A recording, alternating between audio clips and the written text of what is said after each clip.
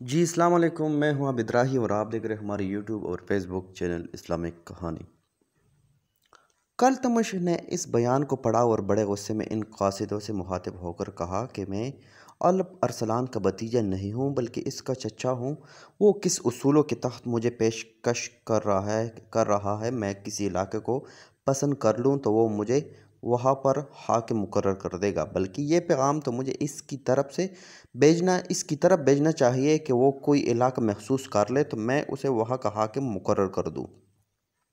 इसके बाद इसने पूछा कि अच्छा ये बताओ कि अल्प अरसलान ने इन दोनों कहा है और इसने क़याम कहाँ कर रखा है। इस पर दोनों कासिदों ने एक दूसरे की तरफ देखा और इसको बताया कि आपने इस वक्त अपने लश्कर के साथ दमगान के नवाह इलाके में क़याम किया हुआ है और जिस शाहरा पर आप सफ़र कर रहे हैं इसी शाहरा के किनारे पर वो भी अपने लश्कर के साथ क़याम किए हुए है और वहाँ से ही इसने हमें ये ख़त देकर आपकी तरफ भेजा है ताकि सलाह जोई की कोई राह निकल आए, क्योंकि जब दोनों लश्कर टकराएंगे तो दोनों तरफ से मुसलमानों ही का नुकसान होगा और ऐसा अल्प अरसलान नहीं चाहता। इसके जवाब में कलतमश ने कहा कि अगर अल्प अरसलान ऐसा नहीं चाहता तो उसे चाहिए कि वो कुर्बानी दे और हुकूमत से दस्तबरदार हो जाए। अगर तुम दोनों आराम करना चाहो तो मेरे लश्कर में क़याम करो, सताने के बाद कल वापस चले जाना। मेरी तरफ से उसे जाकर कहना कि मैं उसे 15 दिन का वक्त देता हूँ।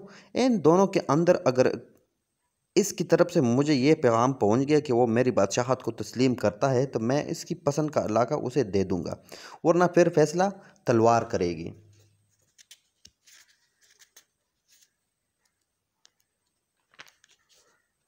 जब दोनों कासिद सुल्तान अल्प अरसलान के पास पहुंचे तो उसने अपने चचा का जवाब सुनकर बड़ी हैरत और शदीद मायूसी हुई। कलतमश ने उसे 15 दिन की मोहलत दी थी, मगर सुल्तान ने इस मोहलत को पस डालते हुए इस वक्त लश्कर को वहाँ से कूच करने का हुक्म दिया। चुनांचे कुछ ही देर के बाद उसका लश्कर दामान शहर के करीब जाकर ठहरा। अब सूरत हाल ये थी कि कलतमश का ये उम्मीद लगाए बैठा था कि अल्प अरसलान इसकी बात मान जाएगा और इसको बादशाह तस्लीम कर लेगा, मगर जब इसने सुना कि अल्प अरसलान का लश्कर इसके लश्कर के बिल्कुल सामने आकर ठहर आए तो वो हद दर्जा हैरान रह गया। मगर जब जंग शुरू हुई तो कलतमश का लश्कर गोए या रेत की दीवार साबित हुआ। वो सुल्तान अल्प अरसलान के हमलों की ताब ना ला सका और इधर उधर बेकर कर रह गया। खुद कलतमश इस जंग में मारा गया और इसका सारा गुरूर हाथ में मिल गया। जिन लश्करियों ने हथियार डाल दिए थे वो सुल्तान ने उन्हें माफ़ कर दिया। जिस वक्त सुल्तान अल्प अरसलान के सामने इसके चचा की लाश लाई गई तो वो शिद्दत जज्बात से रोने लगा। वो चुपचाप खड़ा रहा और इसकी आंखों से आंसू बहते रहे। इस मौके पर इसका वज़ीर निज़ामुल मुल्क तोसी और इसका बेटा मलिक शाह भी पास ही खड़े थे, जबकि आसपास खड़े तमाम सालार भी परेशान थे। तोसी की तरफ से देखते हुए सुल्तान अल्प अरसलान ने कहा कि मेरे चचा कलतमश बिन इसराइल के तहजीज़ व तकफ़ीन का अख्तिताम इंतहाई इज़्ज़त व एहतराम के साथ किया जाए। सुल्तान अल्प अरसलान अपने चचा के तदबीन के बाद चंद रोज़ तक अपने लश्कर के साथ दमगान के नवाह में क़याम करने के बाद वहाँ के हालात को दुरुस्त करता रहा। अपनी सुल्तनत को मुस्तहकम करने के लिए इसके सामने दो रुकावटें थीं। एक तो सुलेमान जिसने रे शहर में अपनी बादशाहत का ऐलान कर रखा था और दूसरा मूसा बेओ जो खुद मुख्तारी का ऐलान करने के बाद बड़ी तेज़ी के साथ आसपास के इलाकों को ज़ेर कर रहा था और अपनी हुक्मरानी को तौसीक़ दे रहा था। इस मौके पर सुल्तान अल्प अरसलान ने हरात के वाली मूसा बेओ को तोपी फ़िलहाल नज़रअंदाज कर दिया और सबसे पहले अपने लश्कर के साथ रह की तरफ मुतवज्जा हुआ ताकि सुलेमान के साथ निमटे और बाद में मूसा के खिलाफ कदम उठाएगा। सुल्तान अल्प अरसलान की रह की तरफ पेशकदमी का सुनकर इसका सुतीला भाई सुलेमान जिसकी मरकज़ी हुकूमत पर कब्ज़ा कर रखा था बेहद परेशान हुआ। इस सूरत हाल में इसने अपनी इमरा और सलारों को तलब करके इससे मशवरा किया अब क्या करना चाहिए। सब आ गए तो उन्होंने सुलेमान को बताया कि सुल्तान अलब अरसलान ने कल्तमश को बहुत बुरी तरह शिकस्त दे दी है और वो मैदानी जंग में वो मारा गया। तो सुलेमान और भी परेशान हो गया। सुलेमान ने जब अपने तमाम इमरा और सालारों से पूछा कि आप हमें क्या करना चाहिए, तो तमाम के तमाम खामोश रहे, मगर एक अमीर उठा और सुलेमान को मुखातिब करके कहने लगा कि मैं नहीं जानता कि यहाँ बैठे हुए दूसरे लोगों के ख्यालात क्या है, लेकिन जो बात मेरे जहन में आई है वो मैं पेश करने लगा हूँ। हमें किसी भी ज़रूरत अल्प अरसलान का मुकाबला नहीं करना चाहिए। याद रहे कि अल्प अरसलान ने अपने चचा कल्तमश बेग बिन इसराइल को शिकस्त दे चुका है, वो जंग में मारा जा चुका है। लिहाजा इसके लश्करियों के हौसले बहुत बुलंद है, और अगर हमने रे शेर से बाहर निकलकर अल्प अरसलान से टकराने की कोशिश की तो मैं अपने लोगों को बता देता हूँ कि वो हम सबको पाश पाश कर देगा। इसके बाद इसने और भी बहुत कुछ कहा, यहाँ तक कि सुलेमान ने हाथ के इशारे से इसको खामोश रहने को कहा, और इसने कहा कि मैं इस मशीर ने जो बातें की है वो मेरे दिल को लगी है और सच्ची भी है। मैं अपने भाई अल्प अरसलान का मुकाबला नहीं करूँगा, बल्कि जो ही वो यहाँ पहुँचेगा तो मैं इसका इस्तकबाल करूँगा और इसके हक़ में दस्तबरदार हो जाऊँगा। ये फैसला करने के बाद सुलेमान ने अल्प अरसलान से टकराने का इरादा बिल्कुल ख़त्म कर दिया और शहर में इसको खुद ही लेकर दाखिल हुआ। यूँ सुल्तान अल्प अरसलान अब तमाम सल्जोकी सुल्तनत का बिला शरकत गैर सुल्तान बन गया।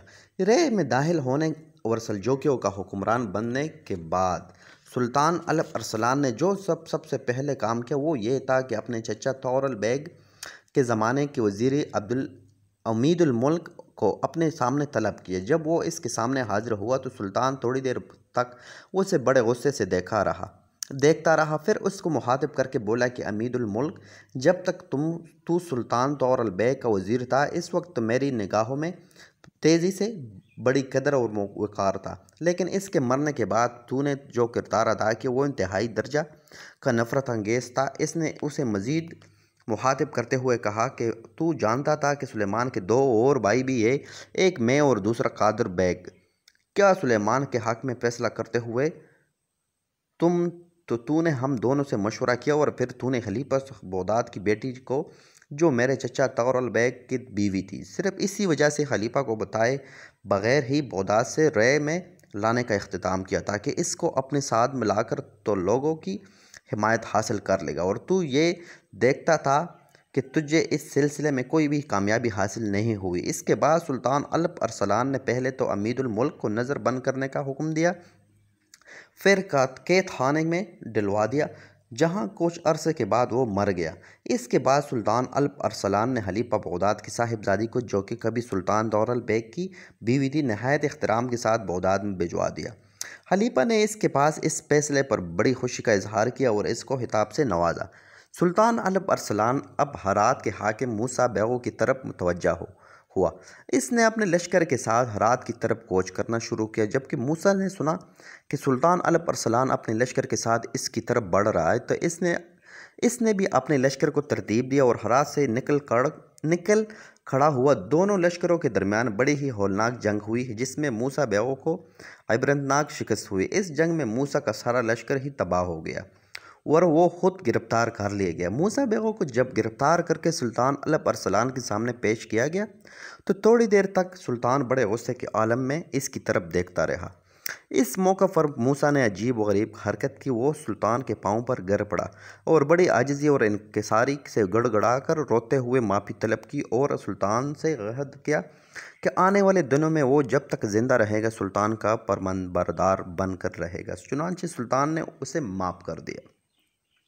सुल्तान अल्प अरसलान ने इसके बाद बहुत सी फतूहात किए। इसने अर्मीनिया को फतह करके इसका खात्मा कर दिया। इसी दौरान अल्प अरसलान पर नमाज अदा करते हुए कातिलाना हमला भी किया गया, मगर अल्लाह ताला ने उसे महफूज रखा। इसके बाद इसने अस्फहान का रुख किया और वहाँ के मामलात को दुरुस्त किया। अब इसने अज़रबैजान का रुख किया, मगर इसी दौरान उसे खबर ये मिली कि रोमियो का बादशाह दियोजासन अपने 6 लाख के लश्कर के साथ इसके इलाकों पर हमलावर हुआ। चुनांचे वो अज़रबैजान से आंधी और तूफ़ान की तरह सफ़र करता हुआ अपने लश्कर के साथ इसकी तरफ बढ़ा, जहां अपने लश्कर के साथ दियोदांस पड़ाव किए हुए थे। दोनों लश्करों में घुमसान की जंग शुरू हुई। इस मौका पर सुल्तान ने अपने तीर अंदाजों से खूब काम लिया और ऐसी तीर अंदाजी की कि रोमियों का लश्कर अपनी जगह से हिल भी ना सका। इस जंग में रोमियों के लश्कर को तबाह और बर्बाद कर दिया गया। रोमी बादशाह जिसका लक़ब केसर था मगर इसका नाम दियोजासन था, गिरफ्तार करके के बाद जब सुल्तान के आगे पेश किया गया तो सुल्तान ने इसकी बहुत इज़्ज़त अफजाई की। मुसलमानों के इस अजीम सुल्तान को योम ख़ुरज़मी नामी बदबख्त ने धोखे से खंजर घूम कर शहीद कर दिया। ये वाक़या रबीउल अव्वल 465 हिजरी का है। उम्मीद करता हूँ इंशाल्लाह आपकी वीडियो आपको पसंद आई होगी। वीडियो पसंद आने की सूरत में हमारी वीडियो को लाइक करें, शेयर करें, कमेंट करें, सब्सक्राइब करना ना भूलेगा। तब तक के लिए रखेगा अपना और अपने प्यारों का बेतहाशा ख्याल। फ़ी अमान अल्लाह।